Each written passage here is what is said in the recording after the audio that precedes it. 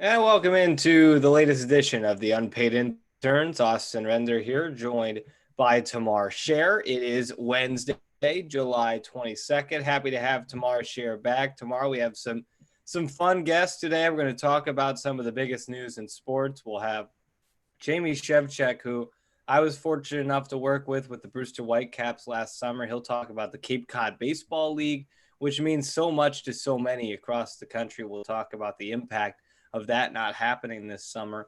Plus, John Blau repeats as a repeat guest for us today. He will come on and talk Indiana football after they shut down their voluntary workouts last Friday and some of the impacts that could have, and really the state of college football itself. But Tamar, great to have you. How are you? Awesome seeing you. I feel like it's been a really long time since I've been on. So it's great to be back. We do got an awesome lineup today. You had Steve Aird on last Friday, which is so wonderful. We've had so many great guests, but I'm really looking forward to today. And tomorrow, the MLB is officially back. So we've seen some games already, but the official opening day is tomorrow. How excited are you? I'll be honest with you. And I worked in baseball last summer. I live in a town where I've worked with the Fort Wayne Tin Caps. I've never been a huge baseball guy, but I am stoked for any sort of sporting league to return. And for me, the MLB is almost going to bridge this week gap, this 8-day gap until the NBA is back and the NHL is back. But I am excited. We've got some really good pitching matchups tomorrow night with Garrett Cole, Max Scherzer, or Steven Strasburg. I think it's going. I mean, it is going to be a fantastic opening night. I think I speak for everyone. I certainly speak for Mike Nutter, who we had on Monday, the president of the Fort Wayne Tin Caps. He was so excited for the opening day. Even when minor league baseball is canceled, he can't wait for Major League to resume. I know we all are in that same boat. I'm thrilled. Last summer definitely helped me appreciate the game of baseball a little bit more, and I think I'm going to like it. And I think I speak for a lot of people here tomorrow. The 60 game schedule is going to help someone like me who has always struggled to get into a 162 game schedule, because you're watching at this time, let's say you're watching in July on a normal season, you're a game maybe 110, and it's like, what does this game really mean? Basically nothing. So it'll be really interesting to see 60 games. Every game matters, and we'll see how that goes. But I'm really excited. And as I mentioned, the NBA coming back the 31st, I believe, will be their first games back. They are starting the scrimmage today, which will be televised. So we will get some NBA televised scrimmages starting the end of this week. But tomorrow, I mean, no positive tests in the bubble makes you think the bubble may actually be working. That's exactly what I was going to say when you led into the NBA. I think the bubble is working. I talked about this last week a bunch, but I think that's going to be the only way for teams to be able to come back and for leagues to really start up again is having that bubble, which college sports are at a disadvantage too. But speaking of the pros right now, the bubble's working. There's been a lot of news surrounding the NBA in particular and showing the court, which looks fabulous. They have the Black Lives Matter painted on the court. There's no fans, so it's very interesting to see what virtual things they're going to do and what they have done with the court to kind of make it more interesting and get the fans more engaged.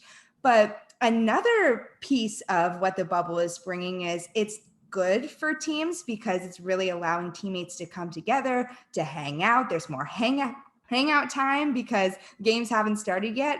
But on the flip side, they're allowed to hang out with anyone. So we saw that when Kyrie Irving and Kevin Durant were together in the Olympics. You saw the impact with what that had with the Nets. And an ESPN reporter was talking about, so this is good for teams to be able to bond, but now they can bond with anyone in the league. So that's been interesting to see as well. And NFL camps open July 28th. So sports on sports on sports. This is the Yeah. month of grinding through to see what plays out. Well, there's just so much uncertainty, but if it all does work in the way that they're hoping to, if the NBA bubble works, if the NHL bubble works, if MLS continues to push forward in the PGA Tour and NASCAR and MLB, the month of August is going to be insane. Because not only are you going to have all of those sports, you're then going to have NFL starting to ramp up. And by September, you're going to have a good idea. And we may not because this virus is so unpredictable, but we may have a good idea of what can and can't work in sports. And by the time September rolls around, arguably the biggest professional sports league in America, the NFL, will be starting. And if they can have kind of a sneak peek into how the MLB made it work, because the MLB is more of it's a better, I don't know, it's a better example because the NBA is bubbling and the NHL is bubbling. The NFL is not going to bubble. They won't be able to do that. They're going to probably travel place to place and limit fans. That's what the MLB is doing. And I think if the MLB makes it work, with the amount of people that are on a baseball team. It's not as many as is on an NFL team, but it certainly would be a better blueprint for the NFL to be like, look, the MLB is making this work. This is what we have to do to make it work. The issue with the NFL is that they have made things so unclear going into training camp. I mean, training camp is in 6 days, and it took them until yesterday to kind of start to announce, okay, we're doing daily testing, which is what the players wanted. No preseason games, which has its positives and negatives. When you think about it from the veteran side of things, yeah, there's no reason to have preseason. You and I don't really care about the preseason.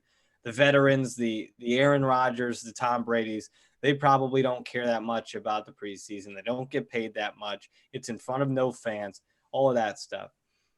But for somebody who's maybe number 75 on the roster or whatever, who's fighting for a roster position, or a rookie quarterback, let's take the Colts, Jacob Eason, who is trying to kind of show that he can be a future quarterback for the Colts down the road. He's a third string quarterback. So the only time he's going to get reps is in a preseason game. And that just won't happen anymore. So you can look at it in both ways. I don't think it's a bad decision. I think it makes sense, but it certainly does hurt people. You can't say it helps everyone because not having preseason certainly hurts everybody, or some people, especially those who are a little bit lower down the pecking order. But I mean, sports are coming back, and I think we should be certainly thrilled for that. We'll see. I mean, we haven't even talked about college sports today, but we'll talk about plenty of that with our two guests. John Blau coming on later around 11:30 to talk IU football and some of the hurdles that they will have to jump through after stopping voluntary workouts last Friday. But right now we're going to bring in a man that I had the pleasure of working with last summer. He is the head coach at Keystone College, and he's also the head coach of the Brewster Whitecaps in the Cape Cod Baseball League. Jamie Shevchik joins us. Coach, how are you? What's up, man? How are you?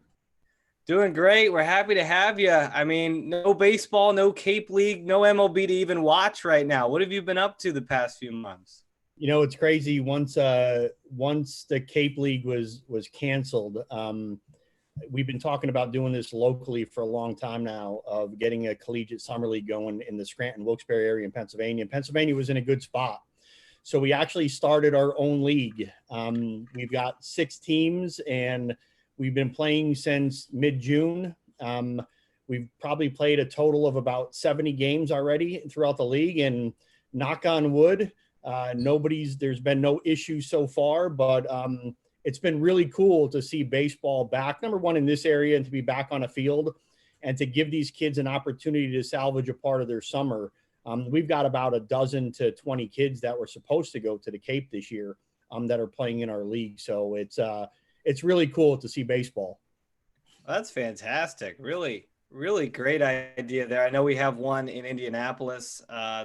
What is it tomorrow? I think it's the Grand Park Collegiate League that a bunch of IU players are playing in. But that's great. And you mentioned the Cape League. You say you have like How many, like some of the bigger names that might have been in the Cape with you in that league? Yeah, like, on my team alone that I'm coaching, that I'm a part of, we have, I want to say, 3 guys that were going to Brewster this year, and another 3 guys that 2 are going to end up, they're going to be in YD, that we're going to try to get to Brewster next year. but no, we probably have 5 kids on our team, I think, that we're going to the Cape. And I don't want to say that this was easy, because we certainly had some serious challenges, and we almost had to shut down the league. And it's crazy, because if this is happening throughout the world right now with college athletics, we had a kid who had a false positive on one of the teams. And, we almost had to shut down the league, and we couldn't get the entire team tested. We had to jump through hoops to try to get all these kids tested. We had to shut down the team for a week or so. And, we had a doctor who pulled some strings to get these guys tested. And we found out that the original positive came back negative, but it was the panic and, the fear that settled in, where we came really close of almost having to shut down. Speaking along those lines, then what are the protocols that you're placing on your players and the team in general, everyone, because there's a lot of different components? So how are you trying to contain kind of that bubble standpoint to keep your team safe? So Pennsylvania guidelines is we're following all the guidelines that are out there. Fans, actually not fans, at any venue, you're supposed to have, no more than 250 people. That's hard to monitor, especially a lot of the fields. I mean, think about being in Brewster, Austin. I mean, how do you monitor 250 people at a venue when there's 20 different ways of getting into the venue? Yeah. So that's hard to do, and it's been a little bit of a challenge. But from the team aspect, our guys are 6 feet apart. We got everybody, the neck buffs. So when they go out into the field, they can just put them around their necks. And when they come into the dugout, they got to put them up. We keep the pitchers in the bullpen. That's what we've been following, those guidelines. And, when we're pitching, we use our baseballs. When we switch, we use the other baseballs. I mean, a lot of that to me is, it's counterproductive. I don't know how much we're actually doing the good, but the scary part is, our protocol is if somebody tests positive or comes in contact with a positive, then we've got to shut down that team until everybody gets tested. And the problem that we're having right now is there's nobody who's testing asymptomatic people, not in our area and throughout Pennsylvania. We sent all of our players to get tested at Rite Aid and Walgreens and the hospitals, and they wouldn't test anybody because they were not sick. So if it wasn't for us, having a doctor in our league, we would have never been able to get this done. And that's the challenges that the colleges are going to end up going through here in the next couple of weeks. I know we're under the same thing. We just canceled football and all of our fall sports because of that reason.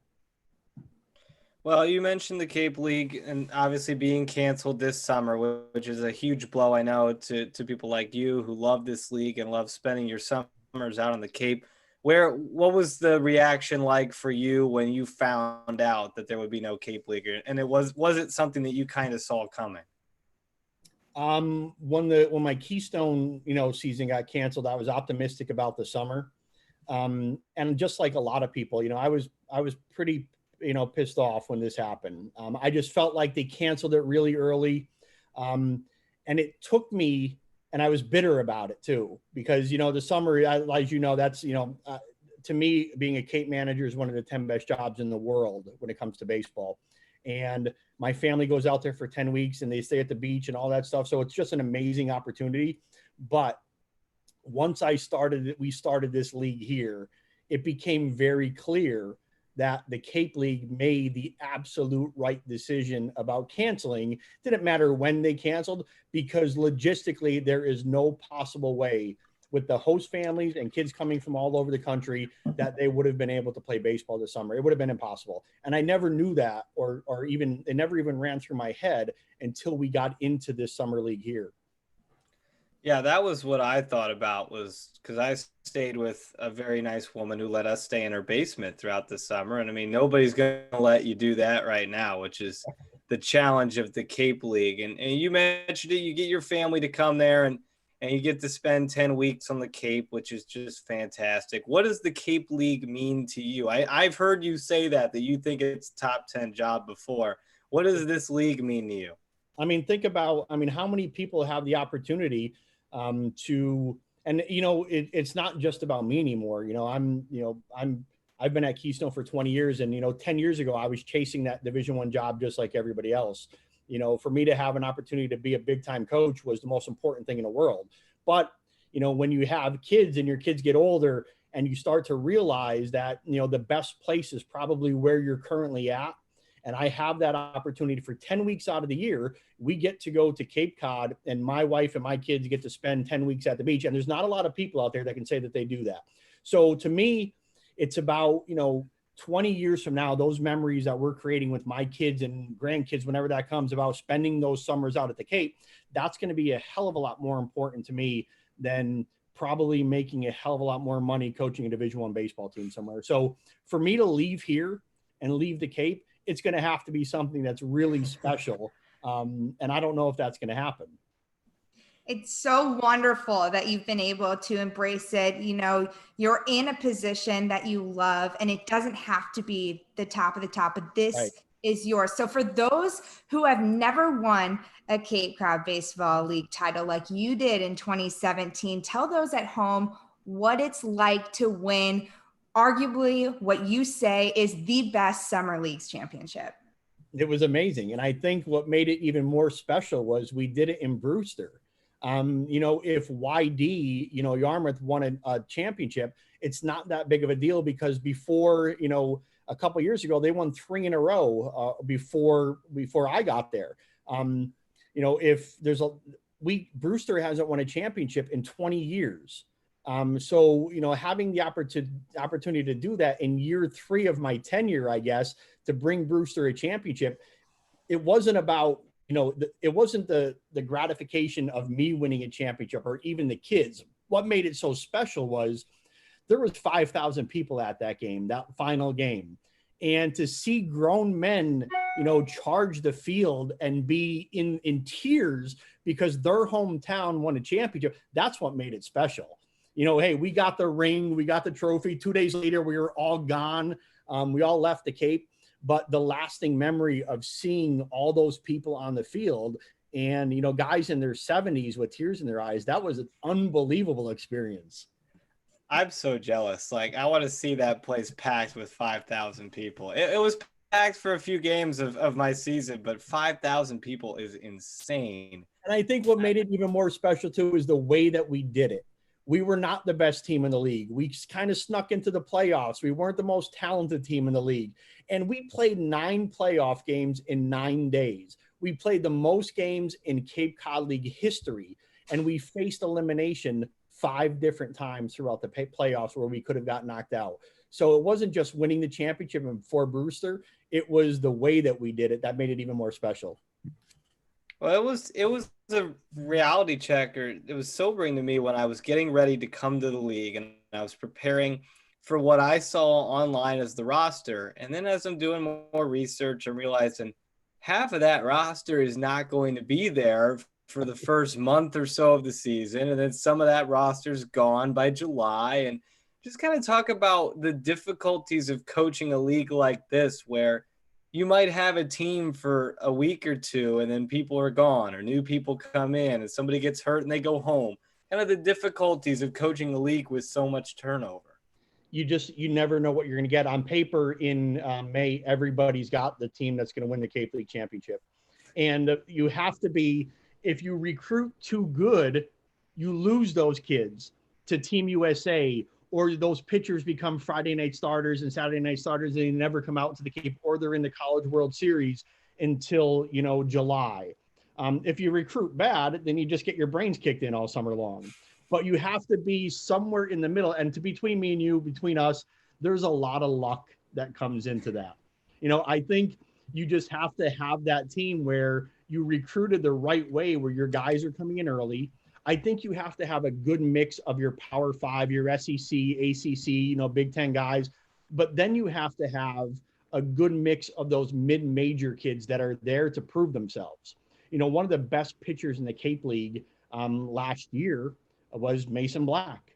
And Mason Black was a Lehigh University kid who was a temp kid and ended up starting in the All-Star game. So if you can find that mix of good mid-major kids and your Power 5 guys, then I think that's the right combination. I've been there for 6 years. I'm still trying to figure the damn thing out. I can't get it right yet. That one year that we got it right, though, there was so many other variables that pushed us into that championship. It was just guys that really connected and bonded with each other. And we had other things that happened. Hunter Bishop, who was a first rounder, his mom was, battling Alzheimer's. And I remember, he started the For Mom Foundation, and it took, that organic chemistry took place in the Cape. And that's where like guys were writing For Mom in their hat and on their tape. You saw that to start to form, and those guys, because of him, got really close and kind of pulled for each other. So it's cool. That doesn't happen all the time.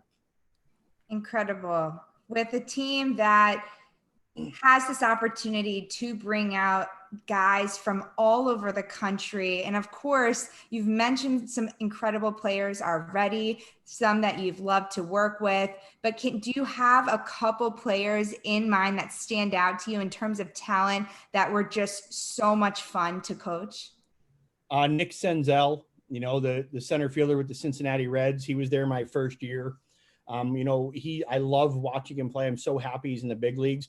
But I think my favorite guy is, I'm a Los Angeles Dodgers fan, and my daughter Brielle, is a Los Angeles Dodgers fan, and she loves baseball. So my catcher that we had a few years ago broke into the big leagues last year, Will Smith with the Dodgers. And, I have a picture at Brewster of my two daughters with Will, because my daughter was also a Louisville fan, basketball fan, and he's from Louisville. So when he got drafted to the Dodgers, that was really cool. When he got to the big leagues, it was awesome. And it was great to see him. I took my daughter to Baltimore last year to watch a game. And so those are the memories that are just going to stick with me forever. Last summer, that team hit so many home runs, and yeah, they struck out a lot, but a lot of home runs. Is that something that you kind of see as one of your philosophies, or is that just how that team kind of set up with some of the guys like Tyler Hardman and Collette and some of those guys who were big bombers? We recruited that way. And I was against this wasn't my philosophy for a long time, but, I learned after being in the Cape for 5 or 6 years that, you win games with good pitching and the 3-run home run. I mean, I hate to say that because that's in Major League Baseball right now. That's what it is. And I despise watching baseball because of that. But in the Cape League, with those small fields and the pitching is so good, it doesn't happen a lot where you can manufacture 3, 4, 5 runs throughout the game. It just doesn't happen. You win and lose games by how many times have you saw the 3-run home run win a game? You lose games by making some of the stupid mental mistakes. But we tried to add some more juice to the lineup. Where we came up short was we lost, obviously, almost our entire pitching staff. So we hit a lot of home runs, we hit a lot of doubles, we scored a lot of runs, but we also gave up a lot too. Yeah, that was certainly the issue toward the end. Have you made it to the Cape this summer? Have you been able to get there at all? I was there for 2 weeks. It was a little weird being there with no baseball. The people on the Cape have no idea what to do with themselves. But I did go up. Me and my family went up for 2 weeks just for a vacation. We got to see some people, hung out, kept a low key, went fishing, for one day. But it was just a weird sight seeing, the fields not manicured and, everybody's just wondering what to do. I feel bad for a lot of people who this is their life for 2 months that live there, because it's, they don't know what to do with themselves. You can only go to the beach so much. Yeah, that's a place that revolves around its baseball. What do you think the impact is of not having this league on the Cape itself? Well, I'm sure it's gonna hurt the economy up there, as you know that. I mean, I think the Cape is responsible for, they say anywhere from $8 to $10 million in revenue throughout the summer with hotels and restaurants and all that. So that's certainly going to hurt. But, it's also going to hurt, the psyche of the people that live there. There's a lot of people that are probably still in mourning that there's no baseball. A lot of the host families, they love the opportunity to open up their homes for kids from across the country. And those kids become part of their family for 2 weeks, 8 weeks, whatever it is. And they're missing that, they're missing out on that opportunity. And I think that's the part where they're really struggling with it. Listen, baseball is going to be back. Like I said, I think they made the right decision. I was against it at first, but certainly looking back now, it was the right call. But yeah, I mean, I feel bad for those guys. They're in a tough spot. So what was your message to both the Cape team, Cape League that you started, and Keystone that you've been able to portray and say, you know what, it's going to be okay? I was in Florida with my team at Keystone, and it was a sight that I don't want to see ever again. We're in Florida and we've got a 10-game schedule, and all of a sudden, one team we can't play anymore because they got shut down and they have to pack up and go home. And then another team, and then I saw another team doing senior day on the field in Florida in March because their season was called. So now I'm thinking, we're playing here on borrowed time. I'm going to get that call at one point. I actually avoided a call from my athletic director so I can play one more game because I knew the call was coming. And then he called me the next day, and I'm like, I can't just avoid my boss for the next 5 days. So I had to take the call. And of course it was the kill shot. It was, hey, our conference decided that we've got to shut down, and we had to pack up our guys and head home. And we cut our trip short for 5 days. So that was a tough message, but I had a meeting with all the players and the parents in Florida. We came home, we packed up, we moved off campus. We had a bunch of these Zoom meetings that I never knew existed until COVID hit. And I was hopeful, holding out some optimism for the Cape. And I know our players were as well. And then once that was announced that this was coming down, it was just crushing again. And, I dreaded, making that phone call to those guys because their seasons were done. Well, 6 years in the Cape League, you've worked with a lot of people, a lot of great people. I mean, who's the best group of broadcast interns that you have had at Brewster? I mean, I got to know. I mean, I'm just kidding. Are you going to put me on the spot right now? Seriously? Yeah. You know what you have to answer. No, I'm just put in the rundown. Wink, wink. I put it in the rundown. That's the last question we were going to ask you. But thanks so much for joining us, Coach. Glad to hear that you guys are doing well in the league. Appreciate you taking some time and chatting with us. Stay safe. Hopefully we've got some more Cape League baseball next year. I was looking forward to following along with Brewster, and I'm sure I will next year. So thanks for joining us. Please stay in touch. I'd love to see you down the road. Thanks, guys. Absolutely. Thanks, Coach. You. Bye. That was Jamie Shevchik, head coach of Keystone College and the Brewster Whitecaps of the Cape Cod Baseball League. And look at this, John Blau, right on time, joins us as we're wrapping up the first interview. It's almost like he's been on here before. John, how are you? I'm good. How are you? Oh, doing great. Always happy to have you back. My first question is, how do you feel about being in the same company as Matt Cohen and Stefan Krajnik, who have both been two-time guests as well on this podcast? I feel very honored. I think I'll just leave it at that. Say no more. That's the company you want to be in right there, I think. What have you been up to? I mean, if it feels like we're getting a little bit more news, but we're still kind of stuck at home right now. Yeah, and apologies if this background looks weird, but my former next door neighbor just moved and they're turning over the apartment. So I'm trying to be as far away from the hammers and the screwdriver sounds. But yeah, no, it's been fine. Obviously there's rolling surprises in terms of, obviously the shutdown of voluntary workouts and hoping for a new schedule here any day soon, obviously with the Big Ten deciding to go conference only. I mean, it's an anxious wait, I guess, for every new thing to happen. So speaking to that voluntary workout shutdown, what do you take away from it? Do you think it's the right decision? Yeah, I mean, I think obviously every institution has to decide, what's an acceptable level of the number of cases in your group. And 6, I mean, that's a chance there for a little bit of a spread. And it's tough because I think this is just a deal, obviously, where it's a virus. I mean, obviously there's flu season and you hear flu going around. And I mean, that happens naturally every year.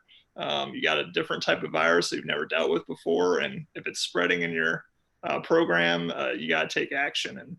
And they're trying to create these bubbles and create these situations where it's not going to come in, or it's not going to spread. But obviously, Ohio State, Maryland, other programs have had to shut down at different points in time, so it's not unheard of, and it's not. I would say no program is really immune from this. So.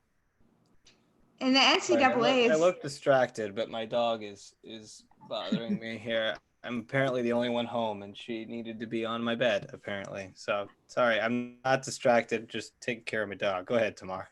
No, I was just going to say the NCAA was talking about a lot with the contact tracing and how different the NCAA protocols are going to be from the NFL. So what do you say? Because I know that colleges are going to take the more stricter route than what professional leagues are going to do. Do you have any opinion on that front? So for the NCAA, it is that I believe the ruling states that what they're going to do is, as long as if you are in contact with someone who is exposed or potentially exposed or has it, then the people that are closest have to quarantine for 14 days. And that's going to strip a whole team right there. So do you think that's the right call, or should they follow in suit with what the NFL is proposing?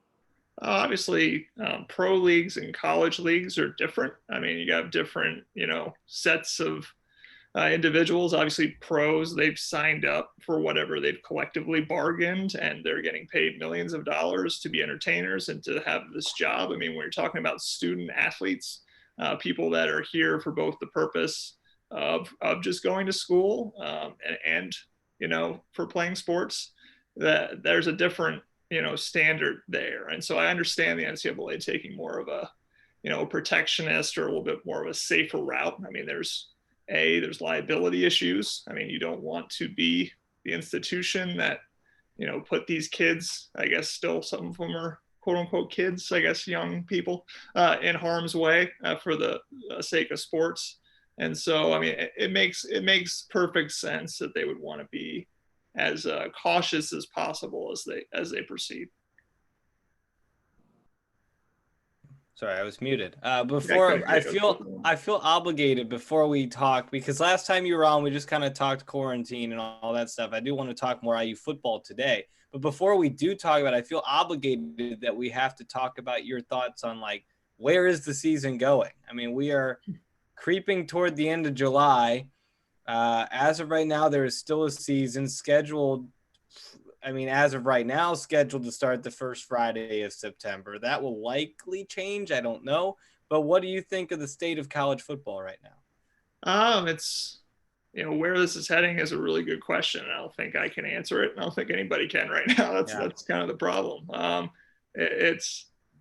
I think, the NCAA, when they released those guidelines that we were talking about a second ago, they released that graph that said, where we are in terms of number of cases, where we thought we would be. And it showed, the trend line they thought was going to head down towards April. And then where we actually are is way above that in terms of the number of new cases in the country. So as long as that's the case, I mean, it's hard to know whether there's going to be a football season. I can't say for sure. I feel like you have to put that caveat in there, if all the time. But I mean, obviously programs, not counting IU football, are still having workouts. I know I saw Gene Smith was just quoted, the Ohio State athletic director, saying that, they were supposed to start their fall, practices on August 7th. And he's not exactly comfortable with that. He thinks he might get there by August 7th, but he's not sure. So it's really, again, kind of like a day by day, week by week thing as we kind of watch the graph and the cases. And then, how that coincides with, cases inside of athletic departments and then where we head. But right now, yeah, I don't know is the best answer I can give, I think. I agree. That graph was sobering to see when they put that out. It was like, oh boy, that is truly a long way away from where they thought it was going to be and where it likely needs to be. But if we are going to talk about the schedule, we have to talk about the fact that there are no non-conference games. So no Ball State, no Western Kentucky, no UConn, which maybe for an Ohio State is fine, but for an Indiana team that kind of, I don't want to say counts on those 3 wins, but almost does in a way, like at least in past years where they're trying to get to 6, it feels like this team was better than 6. But how does that impact a team like Indiana, who's always on the fringe of bowl eligibility? Yeah, I mean, that's another question that we haven't quite gotten answered in terms of what bowl eligibility will look like. And again, if there even is a bowl season, in terms of, is it 5 wins now instead of 6? I mean, if you're playing 10 games, we don't know if it's going to be uniform across all of the different conferences. Are they all going to play 10, or how exactly is that going to work? But yeah, I mean, if you're talking about IU in particular, I mean, that question is raised in terms of, you know, the above 500 teams on their schedule, they were usually struggling with. The below 500 teams on their schedule, they were usually able to beat. And yes, that is taking away 3 games that you thought were probably wins. But at the end of the day, I mean, if the standards change in terms of bowls, maybe it doesn't matter as much. And at the end of the day, if this team is improved as we think that they maybe should be, maybe it doesn't matter as much. Because I mean, there is a lot of talent returning from this team that was young that you would hope would be improved and would be in better position to succeed in a Big Ten only schedule. That would be bizarre to me. I've grown up an IU fan, and to just like think like, wow, they might be okay without 3 non-conference games. It's a crazy thought to me. Right. What do you think the Big Ten's going to do with the schedule if you had to speculate? I mean, right now, for Indiana's schedule, you've got a giant 3-week hole there where the 3 non-conference games were. Do you think they're going to – I think Stefan came on and said they might try and use some bye weeks in case there are COVID tests that come back positives and they have to postpone games. What do you kind of think they might do with this schedule? Yeah, I mean, I think the thing we've heard, again, I've said it, is 10 games. I mean, that's kind of the format they're thinking of. Obviously, I don't think you're going to want to have these huge gaps. I don't think that, you know, it's going to be September 4th for Wisconsin and then you're going to have like a whole month until the next game. They're probably going to have to do some rejiggering in terms of, you know, who plays who where. The interesting question for me is, when do you start? Because do you try to start as early as possible so that if you do have to push, you have more dates and room in the back end in terms of maybe you build in some bye weeks so you can move a game into one of those bye weeks if there is like a game that has to be postponed early. But then again, there is the concern later in the schedule or later in the year, once you get to October, November, that's like what IU's doing with their academic schedule. They're trying to keep everybody home after Thanksgiving because of the concerns about flu season kind of overlapping with COVID. So do you try to start as early as possible and not try to go on as long as you can, because you don't want to have to deal with that part. But there's a lot of questions there. I don't know exactly what the right answer is, but it's definitely going to, I think, probably they're going to try to get in 10 games. How they put in the buys, you would think they would try to evenly spread them out, but things could change as the season goes on. Right. I've said this every podcast now, I feel like, but it really is dependent on how the athletes themselves kind of handle this situation, because once students get back on campus, I think it's a completely different ball game because, like we mentioned, NCAA can't make the same rules as the NFL because they're still students at the end of the day. They're still going to classes, being exposed within classrooms. They're quite possibly all their classes will be online because they are those student athletes. But Illinois just released a tentative plan to try and prepare for football season. They're saying no tailgating, 20% capacity, grab and go concessions. Is this something you expect Indiana to adapt, or what are your views on that? Yeah, I mean, as in terms of attendance at games, I would think it's definitely going to be a limited capacity. I don't think anybody's going to come on in. I think it's going to be limited to no attendance, possibly. I mean, there's always still that possibility. As far as the students, I mean, when they come back, yeah, I mean, it started with 0 cases out of 187, and then it was 4 1 week, and then it was 6. It's almost an impossible task to ask college students not to mingle, even right now during the summer when there's less people around.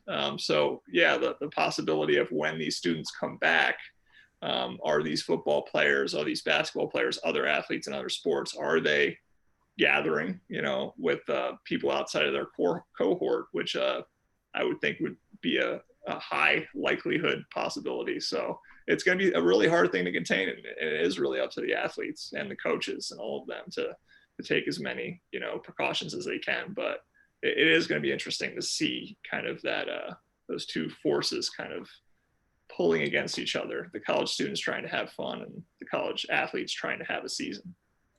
Yeah, when Steve Aird came on Friday, he was pretty blunt. He was like, look, I tell my team, if you want to go out, hang out with people who haven't been tested on a Saturday night, we're not going to have a season. It's as simple as that. So pretty blunt, but pretty true. We've asked you a lot of questions that you don't know the answers to. So let's move to some stuff that you are the expert on. You covering this IU football team. Obviously coming off an 8-win season, a schedule that seemed to be somewhat favorable for them, at least a home schedule. How could no fans impact a team like this who has some tough road games at Ohio State, at Wisconsin, at Michigan? If there's no fans or a limited atmosphere, does that at all even the playing field for a team like Indiana? Yeah, I mean, that's an interesting question. Again, I don't know if that's one I know the answer to either, but it's it was a question we were thinking about even back in basketball season. I mean, when IU was about to maybe play Penn State at Bankers Life Fieldhouse with no fans, we were asking Archie Miller what it was going to be like to be, yelling at your guys and everybody on national TV being able to hear it, and these big shots happening, but there isn't the fans behind you to kind of push you kind of at a moment. I mean, we saw that with basketball again at Assembly Hall. I mean, all the times where the crowd goes nuts and IU really pushes because of that. Is that going to be a factor? Is it going to be the same thing in football? I mean, when you're going to Camp Randall, say, up at Wisconsin, I mean, obviously when that place is packed, I mean, it is loud. And Wisconsin's no longer going to have that, on their side. So does that, kind of blunt Wisconsin's momentum at certain times because there isn't, 100,000 people or however many people are on that stadium. I forget. I know that Penn State's over 100,000, but what, not going crazy for them. I mean, yeah, that is an interesting proposition. And obviously I think that's probably the joke that everybody wants to make, that, Indiana's used to not having a ton of fans at their games. So maybe this is like kind of more up their alley, but it will be an interesting, thing to watch play out if it does. But then speaking to the only conference games, do you think because there's a limited schedule, there's not as many games, there's going to be more of a drive and a push to succeed? There's not as much leeway to fumble? Yeah. And I mean, that was a question that came into my head immediately after this was, released, is that now every game is important. I mean, if every game is a conference game, I mean, coaches, players, they talk about it all the time. This is a conference game. This means so much. Like, we can't, is there going to be that, pressure to think about this as a make or break situation in every game? And how do coaches handle that? How do they frame that so that their athletes aren't going into every game, completely too amped up, too worried to make mistakes, too worried to, not like miss an opportunity. Yeah, that's going to be interesting, just physically, because the Big Ten is a tough conference and you don't get those breaks every game's against the Big Ten team, then mentally even more, just because, it's another conference game. How they can handle that, yeah, I do not know. Well, let's talk about the 2020 team. Michael Penix. Not going to ask you about his health because you probably don't know that either. None of us really know that right now. I do not know is the main answer. But this team returns, like you said, a lot of young talent. Where could be the strengths of the 2020 football team? The really interesting answer is possibly the defense, which is, the defense has been a problem for the last couple of years. I mean, I know we all think back probably to that Purdue game, at the end of the year, where it just seemed like a sieve at times. Like the longest rush, the longest pass of the year was against IU for Purdue. But they had so much young talent that was starting to emerge. I mean, you have Tywan Mullen at corner. You have the defensive line with guys like Sio Nofo Agatatoa, DeMarcus Elliott, You know, you got Cam Jones and Micah McFadden at linebacker. I mean, that whole unit has got a lot of pieces coming back. And if they're just a year older, a year more mature, a year better in terms of their understanding of Kane Womack's system, that could be a really interesting group. I mean, if you're talking about position groups in particular, I mean, I'm really interested in the running back room on the offensive side of the ball. With Stevie Scott, hopefully healthy as a junior. I mean, a junior year is usually a really big year for a running back because a lot of those guys are looking to 3 years and out trying to get to the NFL because you don't have too much tread on your tires. And then a guy like Samson James, who showed the potential he has in that Purdue game in particular, and then being a year older as a sophomore now. I mean, what they could possibly have is that 1-2 punch. And then David Ellis, a receiver who's played a little bit of running back too, but could be kind of that scat back kind of role. He's a playmaker as well. So I'm really interested if talking about position groups, I would say running back. Well, this is a season that could be defined by the quarterback. And obviously if Michael Penix is healthy, that will change the way this season looks. Sometimes I forget, I don't know if you do this too, but like I see some of these like PFF numbers where it's like lowest turnover percentage, Michael Penix, or like best accuracy 30 yards down the field, Michael Penix. I forget how good he was in the games that he played in.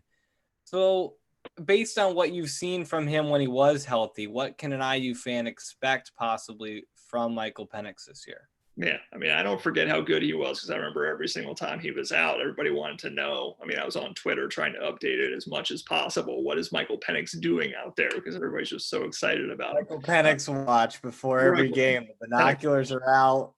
Exactly. What is he doing? Is he handing the ball off? Is he throwing? What is he doing? But yeah, no, I mean, he is an absolute X factor. It just became one of those, repeat storylines in terms of, but can he stay on the field? It's almost like you almost try to wipe it from your memory a little bit, probably as a fan, because you don't want to think about losing him again. So you're just kind of attached more to the memory of the things Peyton Ramsey was able to do. But Michael Penix, I mean, just the rifle arm, able to make plays with his legs, to more extend plays than even run. I mean, just be able to throw across the field if he has to, because of the strength in his arm, and it wasn't even in the plays that like he was throwing downfield. I mean, it was the way he could get it to Whop Phillier on just a quick, throw. It got there a split second faster. There's just that much more room there for Whop to make a play. If he can stay healthy, and I know he put on that weight and we were all excited to see it in terms of being closer to 220 pounds. If he can stay healthy, I mean, this is an offense that has a lot of room to grow in terms of just being able to put up 30-something points per game. And so, no, that's going to be something we're going to be watching. And again, I wrote about this earlier this week, just in terms of depth. I mean, is Jack Tuttle ready? Because you don't have that backstop of Peyton Ramsey anymore. And with this, COVID-19 season, there's going to be random absences. I'm not saying Michael Penix is going to get COVID-19. I mean, hopefully he doesn't. But if he were to, or be in close contact with somebody who did, is Jack Tuttle, who's this Elite 11 prospect, is he going to be ready, to play in a moment's notice, which is going to be really important for IU. Well, this is an offense that will no longer be directed by Kalen DeBoer. They got the 1 year of him. It was fantastic. He moves on. They stay inside the team with the hire of Nick Sheridan. But what do you expect? Is this offense going to do you expect it to kind of just keep going where it was because they stayed in-house with the hire? Yeah, I mean, I think that was the purpose. They didn't want to bring in another offensive coordinator, and I think it would have been 3 offensive coordinators, 3 systems in about 4 years. That would have been a lot.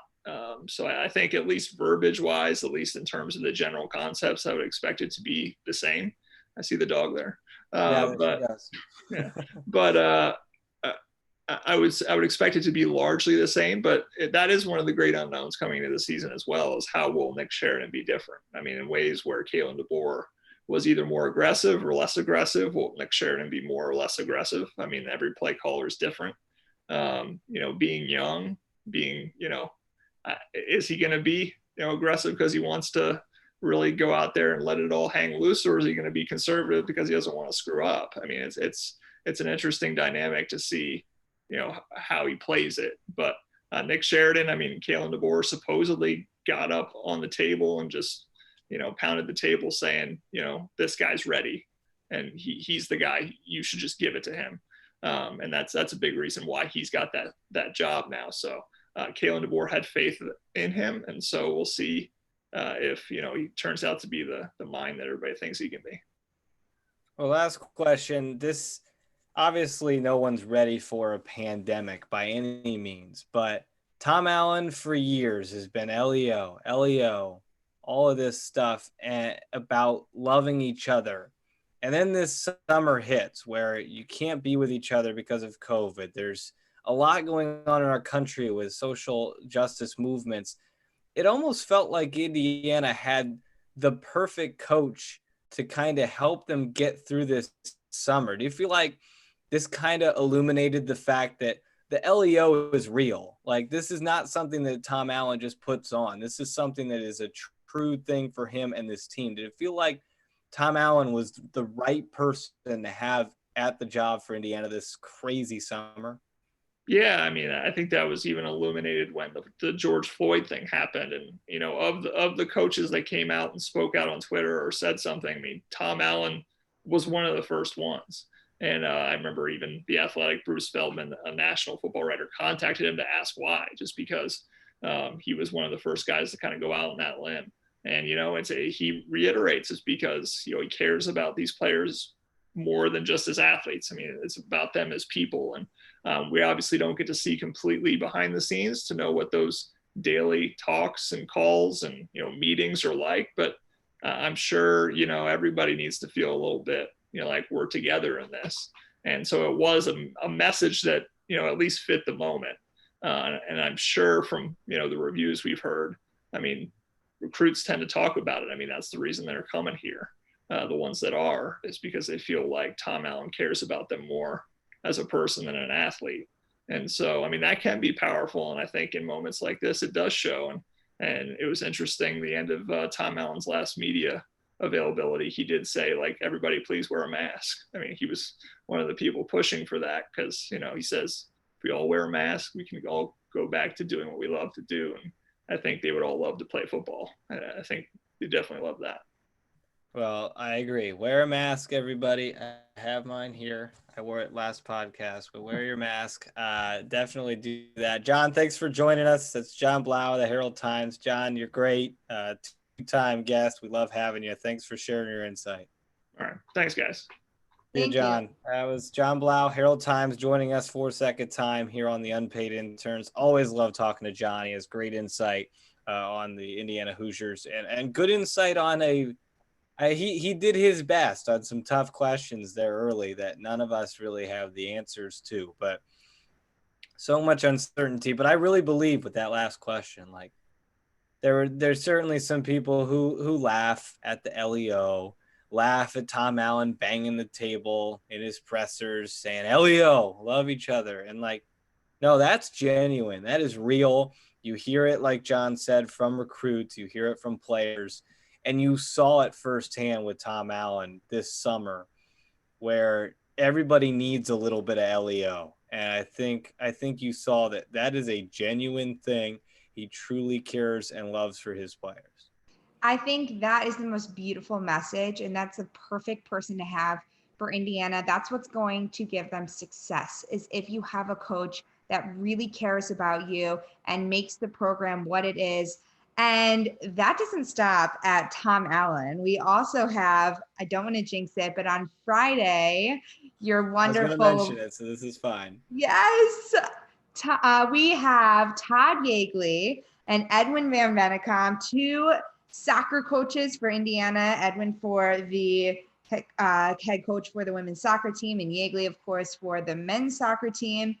Really also two incredible coaches for these soccer programs that also preach the same thing of loving each other and having the confidence to get through these tough times, but doing it in a smart way.